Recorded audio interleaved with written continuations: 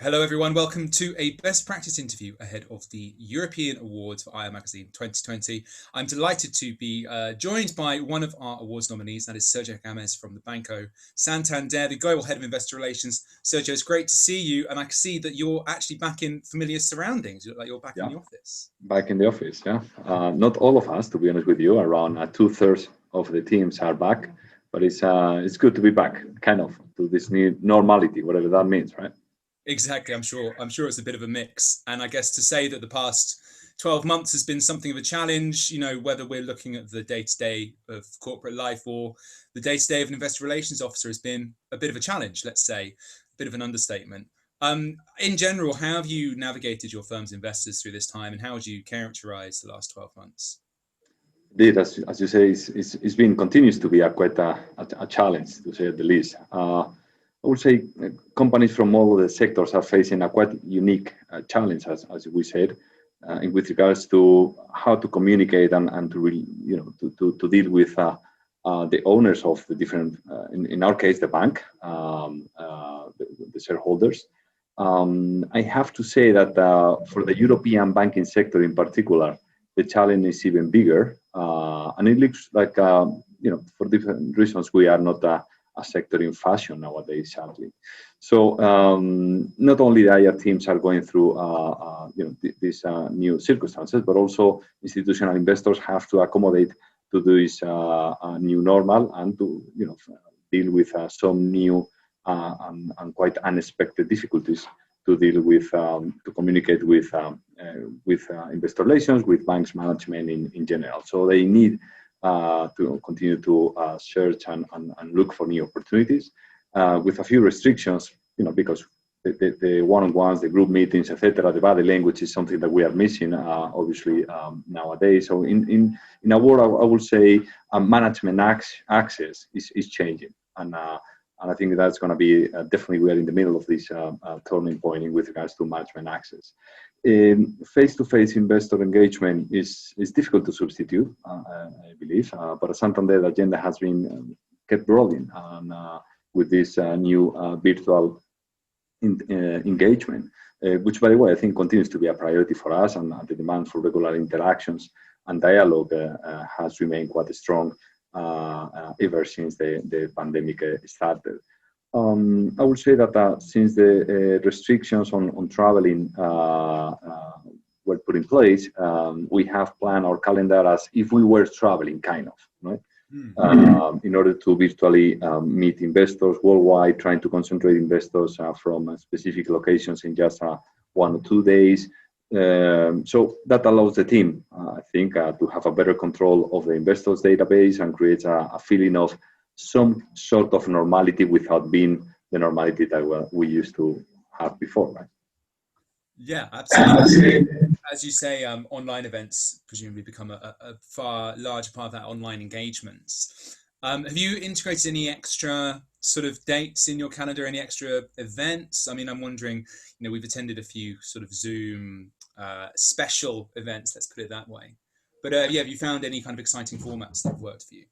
Yeah, I would say that as many other companies, we are not using all sort of virtual engagement platforms. And of course, we are taking part in several virtual conferences as well to keep the dialogue quite open with our institutional investors, either fixed income, equity investors, etc.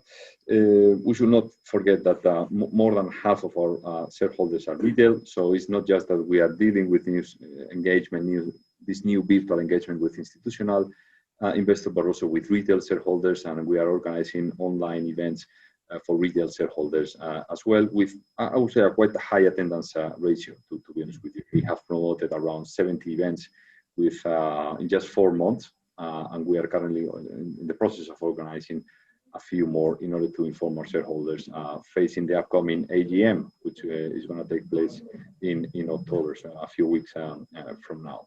I would say it's worth noting that year to date, we have had a similar amount of contacts in this virtual world, virtual engagement, than those that we had in the same period last year, which I think is quite impressive, with both retail and institutional shareholders, which gives you an idea that engagement has, for me in our daily job despite the current circumstances. So since March this year, we also participated in a couple of webinars, sharing with the markets our thoughts on this new normality, learning obviously from peers, and trying to answer to all the questions.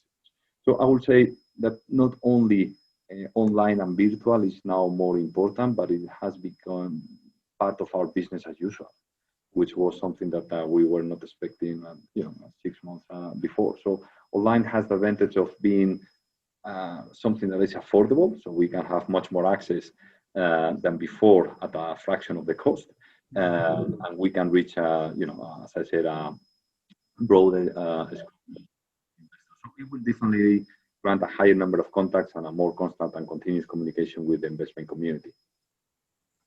It all sounds, as you say, in aid of that. I wonder, speaking about engagement in particular, there have been some, whether it's factors regarding, for some companies, customer or employee health and the kind of social issues arising about that, or, just having a new look at your operations and the new role of the corporation in society. There have been some factors raised, I think, in the current times. You need to look at the US to see that there's some quite large-scale social change happening.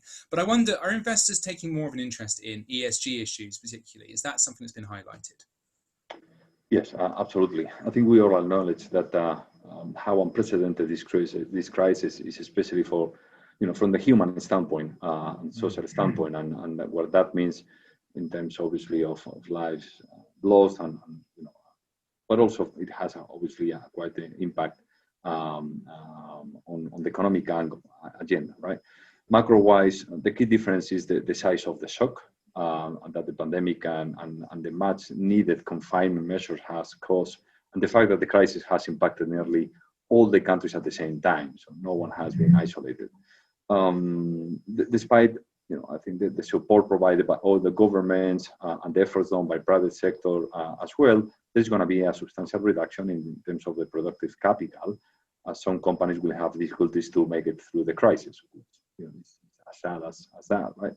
And that will lead to a period of lower revenues in general terms, for everyone, and higher provisions in the case of the banks as well. So what are we doing in order to, manage this environment? Basically, I would say, we are trying to capture efficiencies. We are trying to benefit from our diversification. We still believe in the benefits of diversification. And we also like to continue to have a long-term focus in anything that we do in Banco Santander.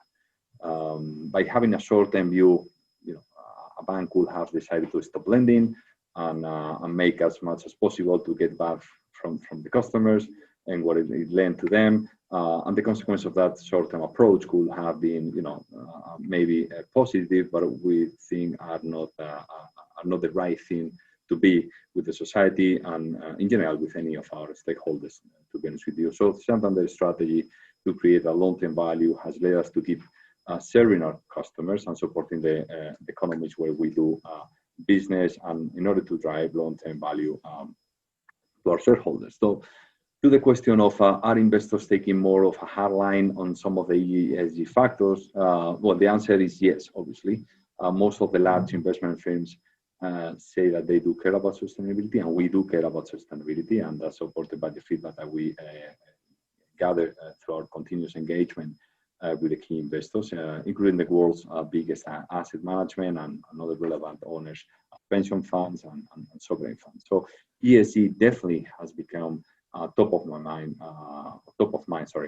for these firms. It's clear for us that we are starting to be held accountable by shareholders for our ESG performance, increasingly more, no doubt, and especially on the on the governance side. Indeed, several years ago, Santander started to conduct an annual roadshow on corporate governance, executed by our lead independent director, Luis Carvalho. This roadshow has been considered a benchmark practice by investors, has given confidence on the quality of our governance and the way we are managing different situations as digitalization or climate change. So I have no doubt ESG is already quite important, but increasingly will get more and more important for long-term investors. And it's here to stay. So it's not something that comes and goes according to the fashion. It's gonna be here to stay, as I said, and they are putting an eye on what the companies, banks are doing. More importantly, and how we are doing these things like climate risk, board quality, cybersecurity, and so on and so forth. Well, we have our own internal metrics. We have also metrics that investors can track on our different ESG topics, which are published in our quarterly reports. And as I said, we have a clear commitment on that front with our shareholders. Very glad to hear. I'm sure they are too.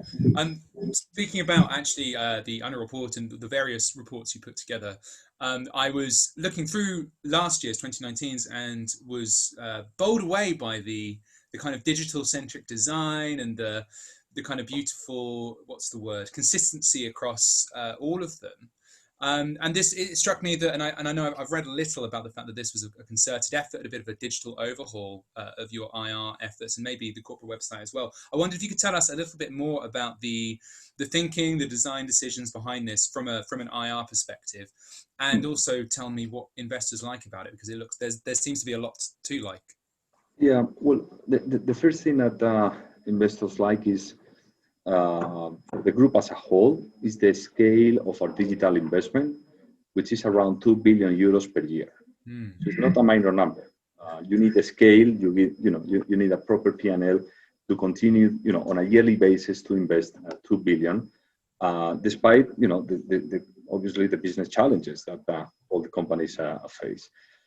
Our local competitors, many of them cannot afford such investments, or in terms of digital. So we'll try to make the most out of our investment and to provide benefit to our different stakeholders. So with our aim is that this digital investment will continue to generate durable and profitable growth while defending against the migration of profit pools, for instance, to different fintechs. No?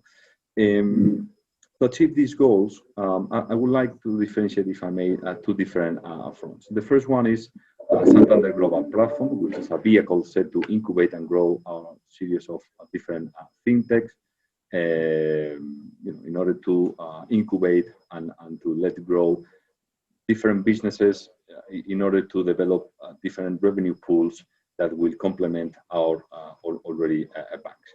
The second one is more cost-oriented in the short term, and it implies developing our own distribution model towards one primary based digital channel, transferring low-value transactionality and simple sales from branch to remote services to transform our operations. So that's also something that we are doing. By doing both, we'll try to be much more efficient, which is a must nowadays, and in order to develop quite a competitive advantage. To us, digital channels, and social networks have become fundamentally, and I think what we like to do with anything that we do on a day-to-day basis, like the quarterly reports, the annual reports, etc., is to make the most of our digital investment, trying to serve not just our customers, as I said before, but also all different stakeholders. And I think the annual report is a good proof of that. Yeah, it's certainly, anyone watching this, I recommend you go and have a whiz around, particularly the IR website, because it's a thing of beauty. And I imagine, just to circle back to what we were saying about virtual events and digital tools at a time like this, I imagine it's more important than ever that your presence there is strong and, like you said, that it's serving your stakeholders well. Do you find that has that been something you've been pushing? I mean, I suppose you've had to in with the lack of meetings. Absolutely, you are totally right. I think the digital channels, social networks have become fundamental part of our continued ways to communicate and to engage with different stakeholders in what we are doing and trying to maintain this open dialogue. So yes, absolutely. For the bank, digital transformation has been a strategic priority for a long time ago already, and this has helped us to adapt and face new challenges. just to give you some examples, at the end of last year, we launched a fully responsive new corporate website, as you saw, and a new app for investor relations and shareholders. That we continue to update, according to the different needs of our different stakeholders. Obviously, in addition to that, we continue to focus big time on cybersecurity, and having constantly fully updated information to our investors. Our main events, AGM, Investor Day, quarterly reports, you name it, all of them have been broadcasted, both in streaming and deferred. And we also have held the first totally virtual AGM, which resulted in an increase of around 160% in the number of people that follow the AGM through the website. We also paid special attention to the creation of new content, especially considering the current situation, both on the website and social media, and a special section of the coronavirus to explain the initiatives that the bank has taken as a group, as a whole, in the different countries where we operate. So all these improvements have been reflected in the traffic of the IR website, as we said before, which has increased the number of users and page views during the lockdown by around 60%. So it's not a minor number. In social media, we have increased the audience by around 58% versus pre-COVID. And the engagement of our social publications has grown by around 70%. So we see that there is a relation between continue to invest in digital means, social networks, etc., and in our case, investors or shareholders respond to that investment as they engage with the new tools, the new channels. Certainly, and I think it sounds fair to say, to sum up a few things we've been saying, that you expect a lot of these changes to how you do IR to last at least to medium term, perhaps in the long term, maybe looking at digital events as an example. Yes, I would say, look, 6 months ago, companies and investors were reluctant to use technology for their meetings, right? I mean, we didn't have this Zoom or Teams or interactions, wherever you name it, and what I can tell you is that after hosting more than 500 virtual interactions with investors since the COVID, well, I can say that this technology is here to stay and has landed into our business and in the day-to-day. So going forward, definitely, I would say these interactions are going to be multiplied by n times. We don't know how many of these recent practices will integrate in our day-to-day, but I think most of them will do, and we will enter into a hybrid model of, maybe less travel, more virtual interactions versus where we were before. Right? We'll see. What is true is that this new way to communicate with investors has enabled my team and myself to travel less than before, obviously, but also to have much more time to engage with investors and a higher amount of investors, people that we were not maybe communicating with them before because they were not located in the main cities, right? And now we have an open dialogue with them. So further interactions with investors is really something interesting in the current volatile markets, where they appreciate having more than a quarterly update. Additionally, I will say that the investor outreach activity, thanks to the technology, the fact that we have now less time constraints because spending less time in airports, in planes, etc. By all means, is a positive. But I would like to stress also the idea that I flagged before, that I think face-to-face is also important, right? Maybe less comfortable, but it's also important, right? I mean, we need to balance and to find the right mix between virtual and still physical engagement with investors. But hopefully at some point next year we can resume physical interactions as well. Yeah, but we miss them too here at IR Magazine. We're missing seeing everyone like yourself, Sergio, in person. Listen, I've got one more question for you. Banco Santander are often recognised for their cracking investor relations program, as are you. Personally, I wonder, in brief, what do you think sets apart your company effort from those of your peers? Well, to be honest with you, it's an honor to lead this team at Santander. We were recently ranked as best IR team in banks in Europe by a quite prestigious magazine as well as yours. This has been obviously possible thanks to the team that I have, outstanding investor relations, a clear and defined strategy based on a constant and constructive communication with shareholders, investors, rating agencies, analysts, sell-side analysts. And as I mentioned before, this is something that has kept going through the pandemic. So instead of being relaxed, we have been, if anything, much more proactive, trying to answer as many questions as we can with our different stakeholders. So to me, transparency in communication, consistency in the messages, I think is key. But obviously, proactivity is also important. Related with the investors-centric approach and also the consequence of MiFID II, if I may, I would say that we have seen, and it's something that I'm pushing as well, a closer interactions with investors, less reliant on third parties, which is something that I think investors appreciate as well. So, well, I think that keeping investors' trust should be at the base of every IR team, to be honest, and you only get this with a constant and transparent communication and being the only owner of that relationship.